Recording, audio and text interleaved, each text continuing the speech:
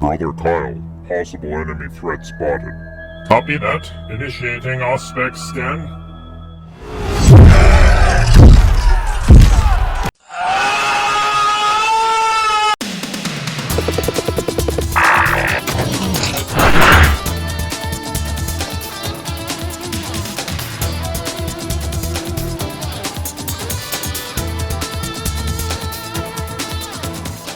What's up, people? It's your boy Liam, and I'm back with more Model Mayhem. Today I'm gonna show you my easy tabletop quality painting recipe for the Lizardmen, also known as Seraphon. Once I'm done painting, I'm gonna talk about an exciting challenge I have planned for myself for 2021, so make sure you stick around for that.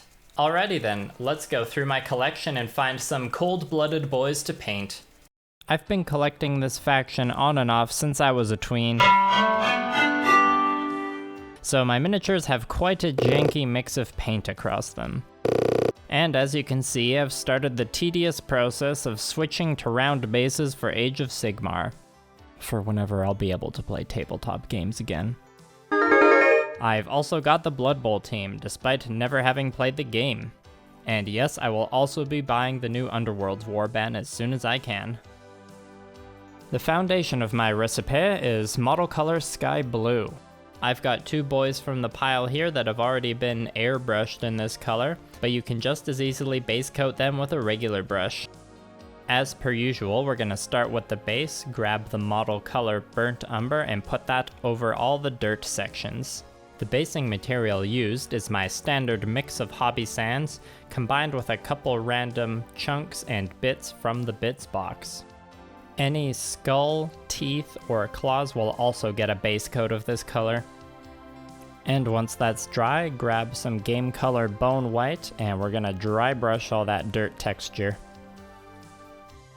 The Saurus mini out of the pair has some stone on his base, so I'm going to give that a base coat of model color neutral gray. And then I'm gonna mix that gray with a bit of the previous bone white and give it another light dry brush. Now moving to the body, grab the Army Painter Crystal Blue and we're gonna base coat the skink's fin as well as all the thicker scales on the backs and some on the legs. When it comes to highlighting these sections, we're gonna return to the sky blue from earlier, and in multiple thin layers we're just gonna mix in more and more of that with the crystal blue and start building up the highlight on that fin. And for the scaly sections, it's a basic dry brush. Also slowly mixing in more and more of that ice blue as we build up to the brighter highlights. This part is a little messy, so you'll have to go clean up some sections with that sky blue after. In the spirit of this being an easy, tabletop quality painting recipe, I'm only using my worn down brushes and taking a relaxed approach for a beginner friendly tutorial. At least that's what I'm telling myself, so I don't feel bad about my technical ability. And to tie all the skin colors together, we're going to use the Secret Weapon Wash Cool Gray. You can apply this to all the blue sections, just make sure it doesn't pool. And if you like, you can wait for it to dry and apply a second coat as I did to add even more depth to that skin. Now moving on to the shields, we need the P3 Sanguine base and we're going to apply a base coat. And then when we're waiting for that to dry, we're gonna grab the matte black and start filling in some of the other details, like these sections on the weapons. Once the sanguine base has dried, it's time to dry brush the shield with some Scorn Red, and then we're gonna work in some fiery orange towards the end. And with that dry brushing done, it's time to move on to the metallics. So we're grabbing the Game Color Hammered Copper, which will serve as a nice base layer for the gold that's eventually going to be all over these blinged out boys. Because I've been obsessed with these scaly lads since I was a tween, they always give me an incredible hit of nostalgia. Beyond just the miniatures, I'll often go back to the books to admire the great artwork and over-the-top fiction written to flesh out the Warhammer Fantasy setting. And for everything else, there's Total War Warhammer 2. Once that layer of copper's been applied, we're gonna go back to our burnt umber and start filling in some of the smaller details on the models. like the straps. Then grab the bone white for the claws and teeth. And the skulls get a very light dry brushing, which you'll probably have to go back and clean the straps afterwards. Oh, and I definitely should have painted this tongue sanguine base before doing the teeth, but nobody's perfect. And I'm back to my favorite game color, glorious gold, because it's time for my favorite part. Base coating all that gold. It's probably safe to say that the gateway to my obsession with painting gold came from these bejeweled reptiles. Now the next step is super fun because you just grab whatever vibrant colors you want, and we're gonna start filling out more of the details. Starting with those pesky eyes, we're gonna give a quick dot of yellow. Then I'm gonna start filling out some of the reptile companions that are crawling on the skink. We're gonna go with a purple and a green. Then we can use that same green to pick out some of the gemstones on the Saurus. And for the feather on the skink's frill, I'm gonna try a basic orange to yellow gradient. Also, for the handle of the weapon, we're using the same 2 reds that we used on the shield, and then 2 little black dots for the eyes. You think I can paint a mini without using Army Painter's strong tone? Think again. Except this time, we're not drenching the entire model in it. We have to be a little precise and make sure we don't get it on any of the blue skin sections. Once that's dry, we're gonna do a real basic highlight for the gold by mixing in some of this P3 Radiant Platinum.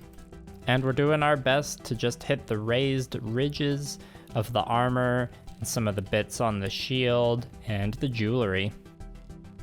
Then to highlight the claws, we're mixing some titanium white with the bone white. And then mix that titanium white with the sky blue for the last color we're gonna highlight, which is the skin.